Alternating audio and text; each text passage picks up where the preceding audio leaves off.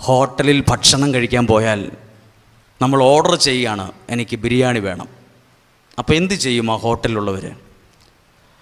നല്ല വെള്ള നിറമുള്ള ഒരു പാത്രം നമ്മുടെ മുമ്പിൽ കൊണ്ടുപോയി വെക്കും. 4 പേരുടെ മുമ്പിൽ കൊണ്ടുപോയി വെക്കുമോ? നമ്മുടെ വീട്ടിലെ പാത്രത്തിനേക്കാളും നല്ല കളറാണ് ആ പാത്രത്തിന്. നമ്മൾ ആ പാത്രം തന്നെ നോക്കും, എന്തു നല്ല കളറാണിതിന്. കുറച്ച് കഴിയുമ്പോൾ ഒരു ഗ്ലാസ് കൊണ്ട് വെക്കും, ഇതുപോലത്തെ ഒരു ഗ്ലാസും നല്ല വെള്ളവും കൊണ്ട് വെക്കും. കുറച്ച് കഴിയുമ്പോൾ അച്ചാർ വിളമ്പാൻ തുടങ്ങും. അതിനുശേഷം രുചിയായ നമ്മൾ ഓർഡർ ചെയ്ത ആ ബിരിയാണിയും വിളമ്പും. നമ്മളത് രുചിയായി നന്നായിട്ട് ഭക്ഷണം കഴിച്ച അഭിപ്രായം പറയും, നല്ല ബിരിയാണി ആയിരുന്നു, സൂപ്പർ. നമ്മൾ പൈസയും കൊടുത്ത് ഇറങ്ങിപ്പോകും. ഇപ്പം നമ്മൾ എന്തൊക്കെയാണ് കണ്ടിട്ടുള്ളൂ? നല്ല വെള്ള നിറമുള്ള പാത്രം, നല്ല രുചിയുള്ള ഫുഡ്, നല്ല ഗ്ലാസ് എല്ലാം കണ്ടിട്ടുള്ളൂ. എന്നാൽ കുറച്ചങ്ങോട്ട് മാറി ആ കൈ കഴുകുന്നതിൻ്റെ ഇപ്പുറത്തൊരു വാതിലുണ്ട്. അതാണ് ആ ഹോട്ടലിൻ്റെ കിച്ചൺ, അടുക്കള. അങ്ങോട്ട് ചെന്നാൽ ഇത്രയും വെള്ള നിറമുള്ള പാത്രം വല്ലതും കാണുമോ?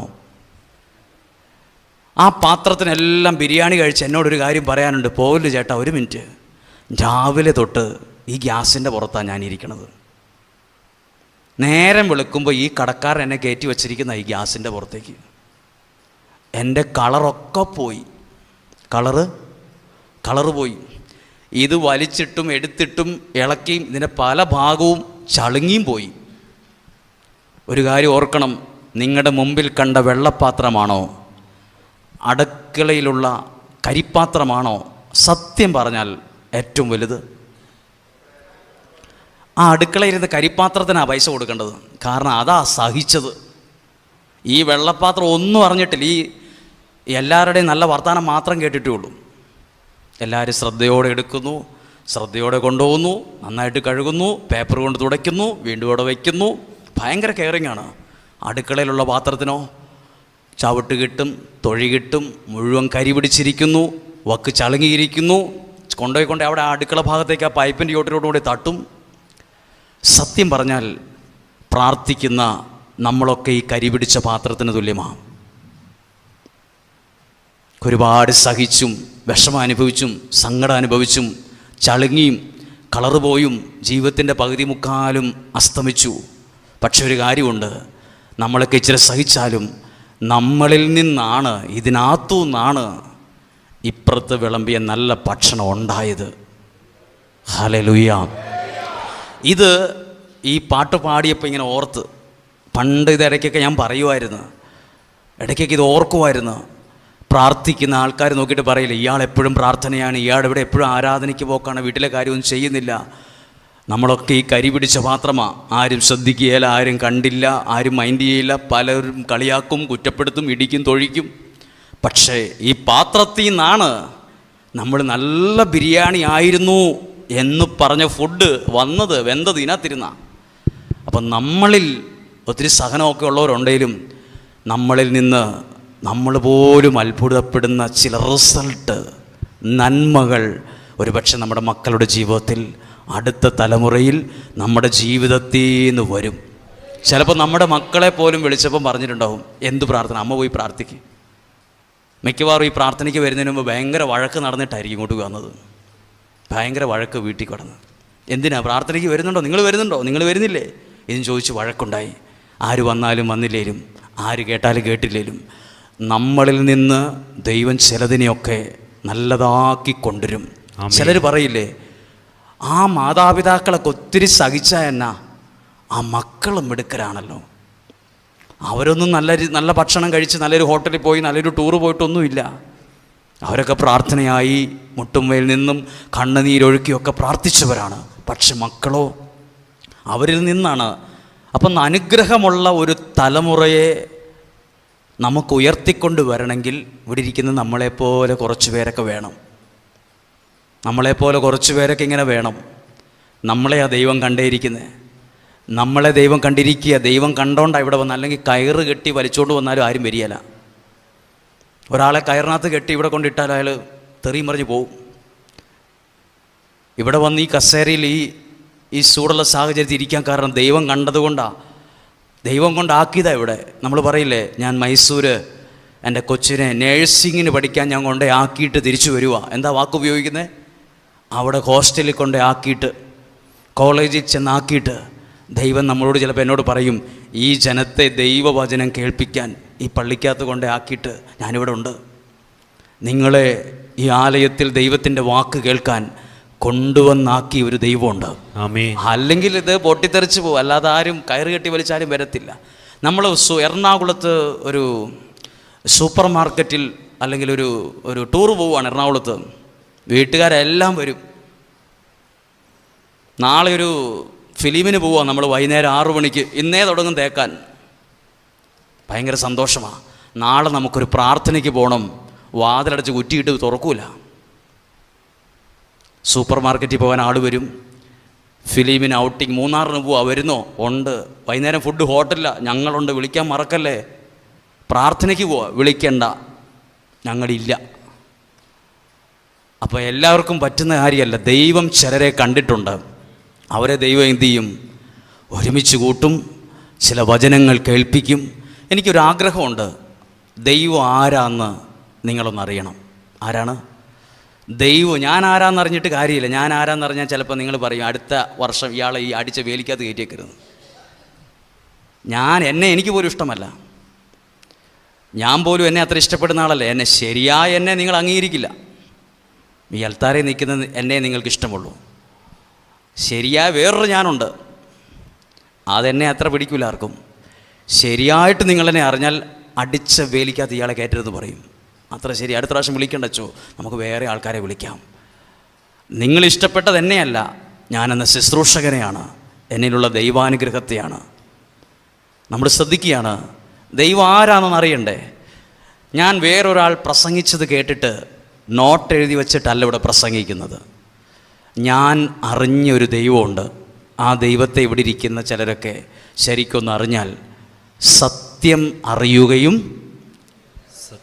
സത്യം നിങ്ങളെ, എന്നതാ സത്യം? നമ്മൾ പറയും, ഈ പുസ്തകത്തിന് നമ്മൾ വിളിക്കുന്ന പേരെന്ന് നമ്മൾ വിളിക്കുന്നത് ബൈബിൾ. വേറെ ഓർത്തഡോക്സുകാരോടോ യാക്കോബക്കാരോട് ചോദിച്ചു പറയും, ഇതിനെന്ത് പറയും? സത്യവേദ പുസ്തകം. അവരുടെ കയ്യിൽ അതുണ്ട്. അത് സത്യവേദ പുസ്തകമാണ്. ഇതാണത്. ഇത് സത്യമാണ്.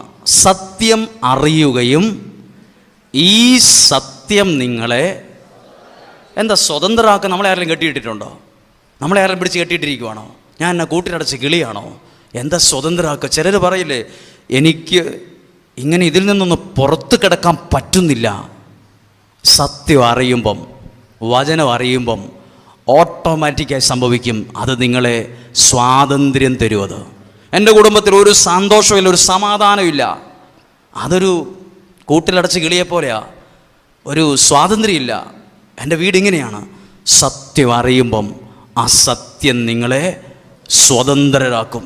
നിങ്ങളുടെ കുഞ്ഞുങ്ങൾ പറയുന്നു, എൻ്റെ കുഞ്ഞുങ്ങൾക്ക് മൊബൈലിൻ്റെ അടിമത്തമാണ്, അവർ മൊബൈലിൻ്റെ ഭയങ്കര പ്രശ്നമാണ്, സ്വഭാവം ഭയങ്കര പ്രശ്നമാണ്, അവർക്ക് പ്രാർത്ഥന ഇഷ്ടമല്ല, ഭക്തി ഇഷ്ടമല്ല, എൻ്റെ ഉപദേശം ഇഷ്ടമല്ല. ഉപദേശിക്കാൻ പോകരുത്. ഉപദേശം ആർക്കും ഇഷ്ടമല്ല. നിങ്ങളെന്നെ ഉപദേശിച്ച് നോക്കും. ഞാൻ ഇപ്പം തന്നെ പോകും. ഞാനിവിടെ ചേട്ടാ ഇങ്ങനെ വന്ന് ഉപദേശിക്കാം, ചേട്ടൻ തെറി പറഞ്ഞിട്ട് പോകും. ഉപദേശം ആർക്കും ഇഷ്ടമല്ല. ദയവ് ചെയ്ത് ഉപദേശിക്കരുത്. സത്യം അറിയുമ്പം ആ സത്യവചനം ആ വ്യക്തിയെ രക്ഷിക്കും. ഉദാഹരണം പറയട്ടെ. ഒരിക്കൽ 2 മക്കളുള്ള ഒരു അമ്മ വന്ന് പറയാണ്, എൻ്റെ ഭർത്താവായ മനുഷ്യൻ എൻ്റെ മനസ്സിൻ്റെ കോണിനകത്ത് പോലും ഇല്ല. ആ മനുഷ്യനെ എനിക്ക് വെറുപ്പാണ്. അപ്പോൾ ചോദിച്ചു, എന്താണ് ഇങ്ങനെ വെറുക്കാൻ കാരണം? ആ മനുഷ്യന് എനിക്ക് പരിചയമുള്ള ഒരു സ്ത്രീയുമായി അടുപ്പമുണ്ടെന്ന് അയാളുടെ ഫോണിൽ നിന്ന് ഞാൻ കണ്ടുപിടിച്ചു. അയാൾക്ക് ഭർത്താവിന് വേറൊരു സ്ത്രീയുമായി ബന്ധം ഉണ്ടെന്ന് ഫോണിൽ നിന്ന് കണ്ടുപിടിച്ചു എന്നാണ് അവർ പറയണത്. അതുകൊണ്ട് ആ വ്യക്തിയോട് വെറുപ്പാണ്. വെറുപ്പെന്ന് പറഞ്ഞാൽ ഭീകരമായ വെറുപ്പ്. ഒരിക്കലും ആ കുടുംബം നേരെയാകുമെന്ന് പള്ളി കമ്മിറ്റി വിളിച്ച്, ഗ്രൂപ്പ് വികാരിയച്ഛൻ വിളിച്ചു. അതിൽ ചർച്ച ചെയ്തപ്പം പറഞ്ഞു, നടക്കില്ല കേട്ടോ. കോൺഗ്രസിൻ്റെയും CPM-ൻ്റെയും BJP-യുടെയും ആളുകൾ പാർട്ടിക്കാരിടപെട്ടു. ഞാൻ അറിയുന്നൊരു സ്ഥലത്ത് വെച്ച് ഒരുമിച്ച് കൂടി. എടി അത് ക്ഷമിക്ക്, മനുഷ്യനല്ലേ തെറ്റുപറ്റും. പാർട്ടിക്കാർ പറയുകയാണ്, ഇല്ല ഞാൻ ക്ഷമിക്കത്തില്ല, ചേട്ടൻ എന്ത് പറഞ്ഞാലും ക്ഷമിക്കത്തില്ല. ഇനി ഒറ്റയ്ക്ക് ജീവിക്കോ മരിക്കോ ഞാൻ എന്ത് വേണേലും ചെയ്തോളാം. ശരിയാകാത്ത വിഷയം എൻ്റെ അടുത്ത് കൊണ്ടുവന്ന് ഞാനും കുറേ പറഞ്ഞു നോക്കി. എനിക്ക് മനസ്സിലായി ഇവരുടെ മനസ്സിൽ നിന്ന് വെറുപ്പ് പോകത്തില്ലെന്ന്. ഞാൻ പറയാൻ നിർത്തിയില്ല. നിങ്ങൾ വിവേകത്തോടെ പ്രാർത്ഥിക്കാൻ പറഞ്ഞു. ഈ 31 ദിവസം നിയോഗ പ്രാർത്ഥനയിൽ നിങ്ങളെന്തായാലും ശരിയായാലും ശരിയായില്ലേലും ഞാൻ ഒരിക്കലും പറയില്ല നിങ്ങൾ ആ ഭർത്താവിനെ സ്നേഹിക്കുക. ഞാൻ ആ വിഷയം ഉപദേശിക്കാൻ പോയില്ല. ഞാൻ പറഞ്ഞു നിങ്ങൾക്ക് ദൈവത്തിൽ വിശ്വാസം ഉണ്ടെങ്കിൽ സത്യം നിങ്ങളെ സ്വാതന്ത്ര്യം, നല്ലൊരു കുടുംബജീവിതം തരും ഈ വചനം. ഇത് പ്രാർത്ഥിക്കാൻ പറഞ്ഞു. ഞാൻ പറയുന്നത് എൻ്റെ മാത്രമല്ല, ഇത് മീഡിയയിലൂടെ ഇത് പുറം ലോകത്തേക്ക് പോകുന്നുണ്ടെന്നറിയാം. എന്നെങ്കിലും ഒരു കാലത്ത് ഈ പറയുന്ന ആരെക്കുറിച്ചാണെന്ന് അവരും കേൾക്കുമായിരിക്കും. അല്ല, എൻ്റെ കൂടെ വന്നവർക്കറിയാം ഇത് ആരെക്കുറിച്ചാണ് പറയുന്നതെന്ന്, ഞാൻ ആരെക്കുറിച്ചാണ് പറയുന്നതെന്ന് എൻ്റെ കൂടെയുള്ളവർക്കറിയാം. എൻ്റെ കൂടെ വന്ന 4 പേർക്കും അറിയാവുന്ന ഒരാളെക്കുറിച്ചാണ് ഞാനിപ്പോൾ പറഞ്ഞുകൊണ്ടിരിക്കുന്നത്. അപ്പോൾ ഈ 31 ദിവസവും ഈ വ്യക്തി നിയോഗം വെച്ച്, നിയോഗ പ്രാർത്ഥന ആനകുതിര സംഭവമൊന്നുമല്ല, ഇത്രയും ശക്തിയുള്ള വചനത്തോട് എൻ്റെ ജീവിതം ചേർത്ത് വെച്ചുള്ള പ്രാർത്ഥനയാണ്. ഇതിന് ഫസ്റ്റ് പ്രയോറിറ്റി കൊടുക്കുവാണ്. കാരണം എന്താ, ഈ വചനത്തിൻ്റെ പ്രത്യേകത എന്താ? ഇത് ഇരുതല വാൾ. അത്രയും മൂർച്ചയുണ്ടായിട്ട് വെറുതെ പോലും ഒന്ന് ഉപയോഗിച്ച് നോക്കിയില്ലല്ലോ. തുരുമ്പിച്ച കത്തി വെച്ച് വെറുതെ മുറിയോ നോക്കു വരെ ചെയ്തിട്ടുണ്ട്. പക്ഷെ ഇത്രയും മൂർച്ചയുള്ള കത്തി കയ്യിലുണ്ടായിട്ട് ഇതുവരെയായിട്ടൊന്ന് പരിശോധിച്ച് പോലും നോക്കിയിട്ടില്ല നന്നായിട്ട് മുറിയുമോ എന്ന്.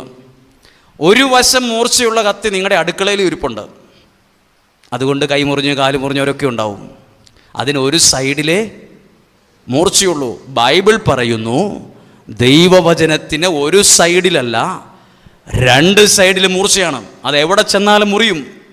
ഉപയോഗിക്കുമ്പോൾ ശ്രദ്ധിച്ചുപയോഗിക്കണം എന്ന് പറയില്ലേ? ഇതുപോലെ മൂർച്ചയുള്ള ഭാഗത്ത് ജീവിതം കൊണ്ട് വെക്ക്.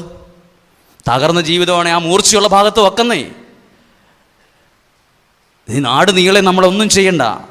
ആ മൂർച്ചയുള്ള ഭാഗത്ത് എൻ്റെ തകർന്ന ജീവിതം നിങ്ങൾ ചേർത്ത് വയ്ക്കും. ഞാൻ നിങ്ങളോട് ഉപദേശിക്കില്ല. 31 ദിവസവും അവർ മൂർച്ചയുള്ള ദൈവവചനത്തോട് ചേർത്ത് തകർന്ന ജീവിതം വെച്ചു കൊടുത്തു. 31ാമത്തെ ദിവസം ഭർത്താവ്, 31 ദിവസത്തിന് മുമ്പ് തന്നെ ഭർത്താവ് ഭാര്യയെ വിളിച്ചു. എടി, എനിക്ക് നിന്നോട് സംസാരിക്കണം. നീ പറയുന്ന ആളുടെ അടുത്ത് ഞാൻ വരാം. എൻ്റെ കാര്യങ്ങളൊക്കെ എനിക്കൊന്ന് നിന്നോട് തുറന്നു പറയണം. നീ എന്നെ ഉൾക്കൊള്ളത്തില്ല, നിനക്കെന്നോട് വെറുപ്പാണ്. പക്ഷേ എനിക്ക് നീ ഇഷ്ടപ്പെടുന്ന ഒരാളുടെ അടുത്ത്, നീ അംഗീകരിക്കുന്ന ഒരാളുടെ അടുത്ത് ഞാനും കൂടെ വരാം. എനിക്കെല്ലാം ഒന്ന് ഏറ്റുപറഞ്ഞ് എനിക്ക് ഒന്ന് ക്ലിയർ ചെയ്യണം, എനിക്കൊരാഗ്രഹമാണ്. അവൾ വിശ്വസിച്ചില്ല. ഇത് തട്ടിപ്പാന്ന് പറഞ്ഞു. എന്നെ ചതിക്കുക, എന്നെ പറ്റിക്കുകയാണ് ഇയാൾ. എന്തായാലും വന്നു. അത്ഭുതം എന്ന് പറയട്ടെ, ഇന്നാ കുടുംബം ഈ നവംബർ മാസത്തിൽ ആ കുടുംബം സന്തോഷമായി ഒരുമിച്ച് ഒരു സ്ഥലത്ത് മക്കളുമായി ജീവിക്കുന്നുണ്ട്. എന്താ അവിടെ വെളിപ്പെട്ടത്? ദൈവവചനത്തിൻ്റെ മൂർച്ച. Hallelujah, hallelujah, hallelujah. ദൈവവചനത്തിന് മൂർച്ചയുണ്ടെന്നേ.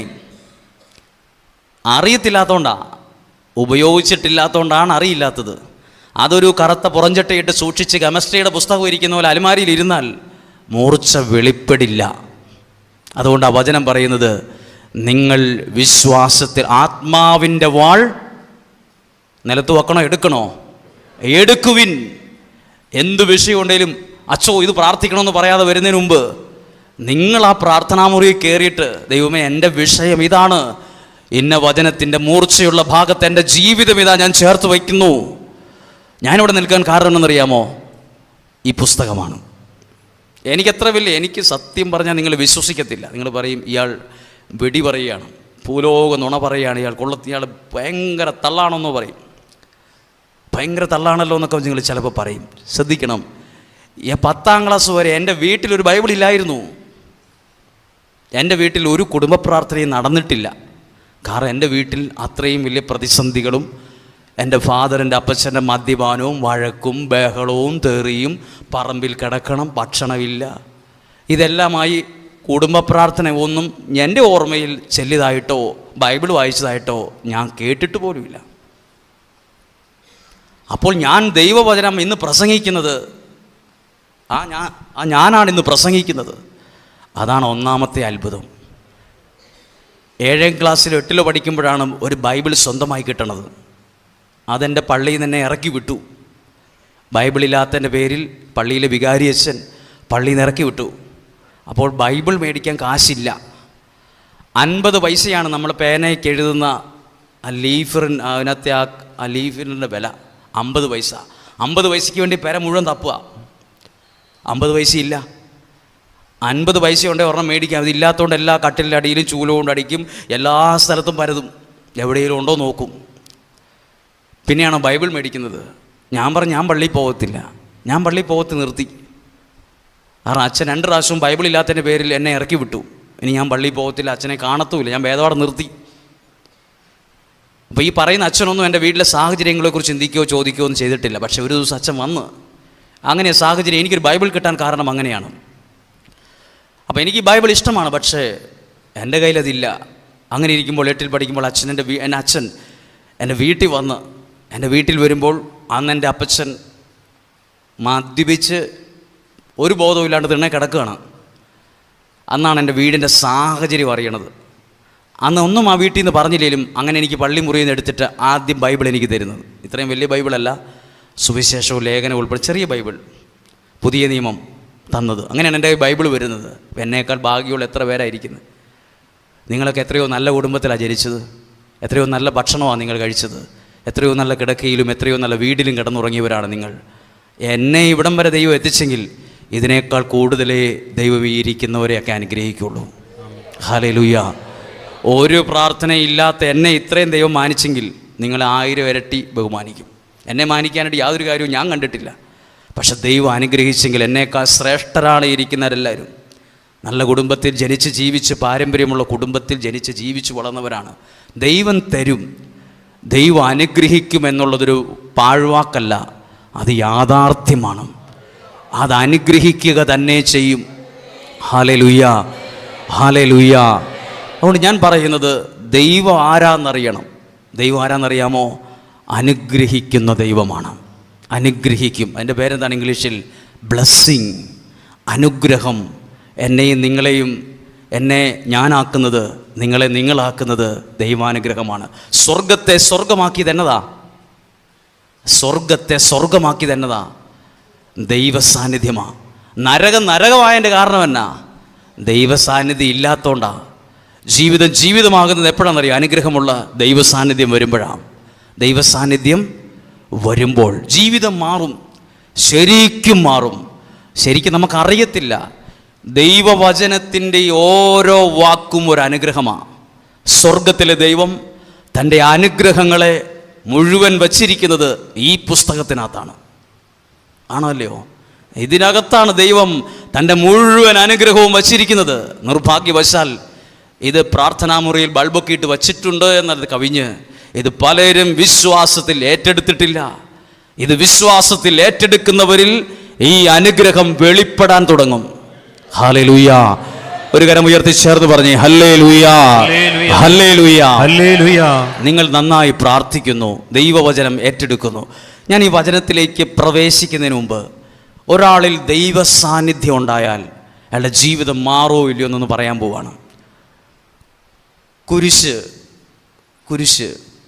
കുരിശ് എവിടെയാ? നിങ്ങളിപ്പോൾ ഒരു കുരിശ് രൂപം കിട്ടിയാൽ എവിടെ വെക്കും? പള്ളിയുടെ കുരിശിരിക്കുന്നത് എവിടെയാ? ഏറ്റവും മുകളിലാണ്. നിങ്ങളുടെ കാറ് മേടിച്ചപ്പോൾ കുരിശ് രൂപം വെച്ചത് എവിടെയാണ്? എല്ലാവരും കാണുന്നിടത്താണ്. നിങ്ങളുടെ വീട് വെഞ്ചരിച്ച സമയത്ത് കുരിശ് രൂപം വെച്ചത് എവിടെയാണ്?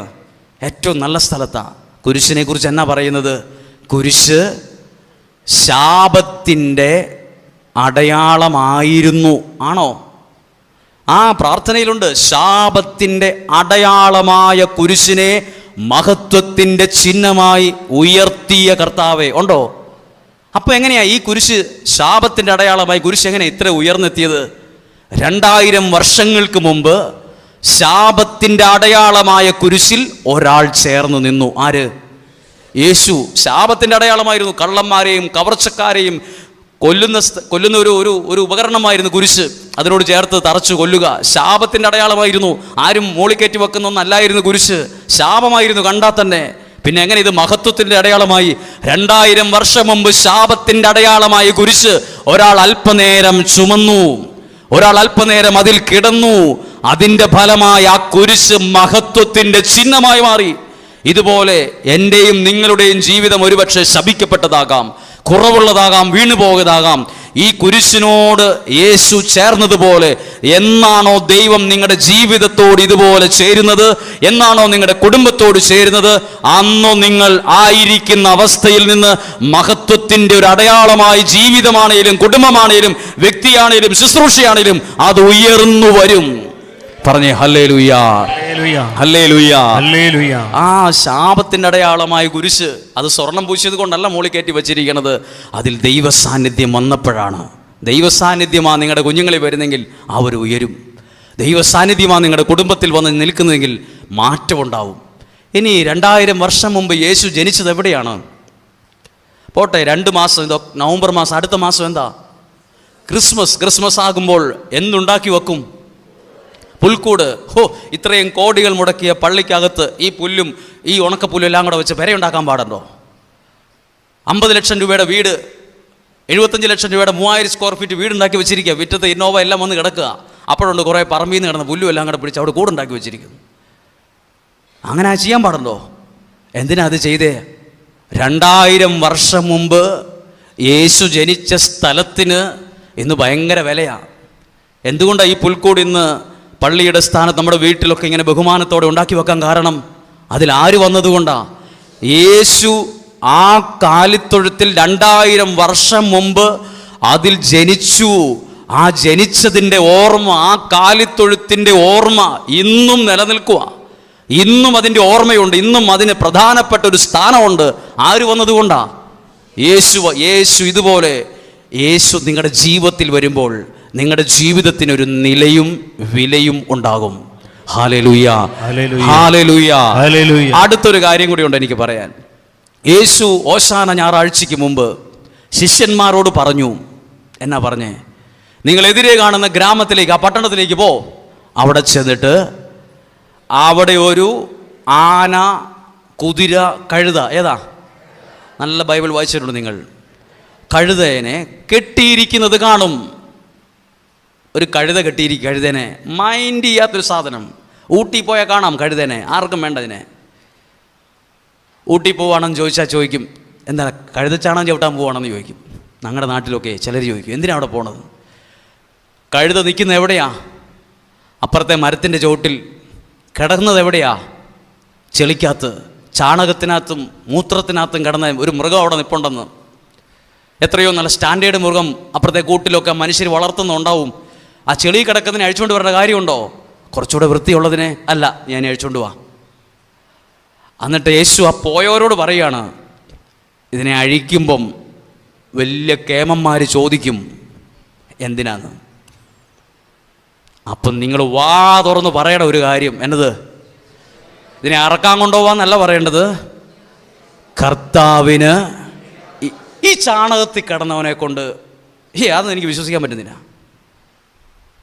ചാണകത്തിൽ കിടന്ന് കുറച്ചുകൂടെ വൃത്തിയുള്ളതിനെ പോലെ. ഒരു പശുവാണെ പോലും അതിനെ കറക്കുന്നതിന് മുമ്പ് എന്ത് ചെയ്യും? കുളിപ്പിക്കും.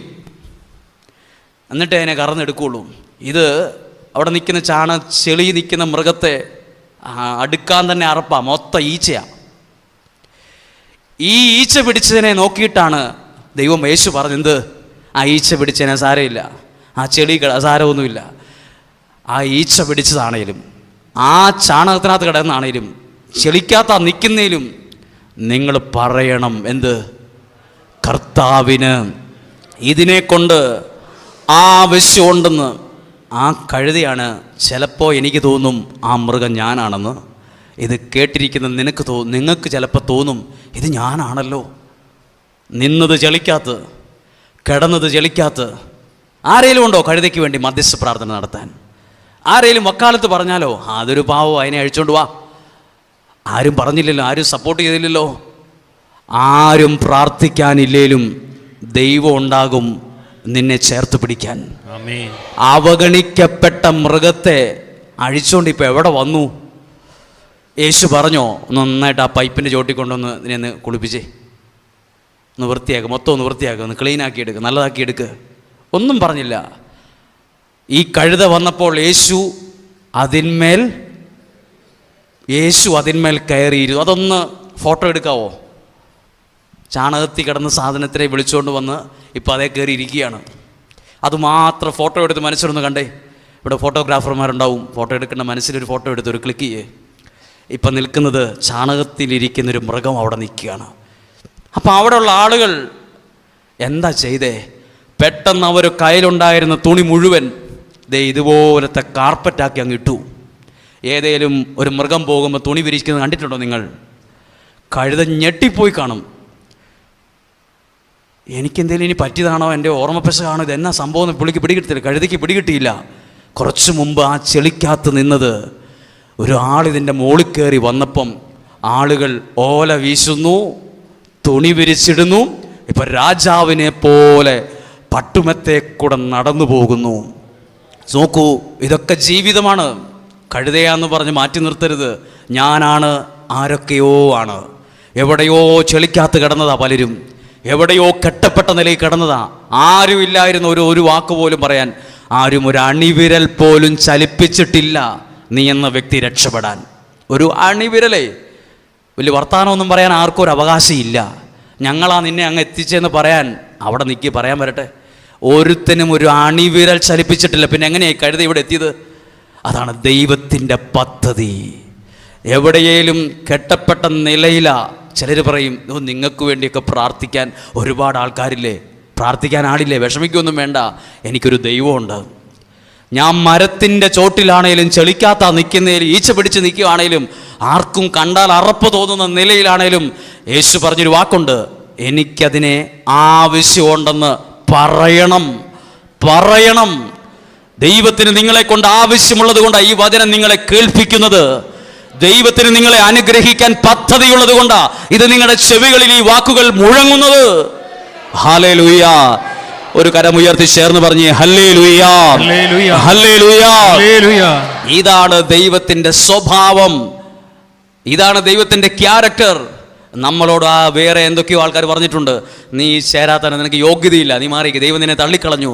പറയാൻ വരട്ടെ, പോകാൻ വരട്ടെ. അങ്ങനെ തള്ളിക്കളഞ്ഞെങ്കിൽ ഈ കഴുതേനെ അഴിക്കാൻ പാടില്ലായിരുന്നു. എനിക്കിത് ശരിക്കും അനുഭവമുണ്ട്, എനിക്ക് ശരിക്കും അനുഭവമുണ്ടിത്. എനിക്കിത് ജീവിതത്തോട് ക്ലബ് ചെയ്യാൻ പറ്റും.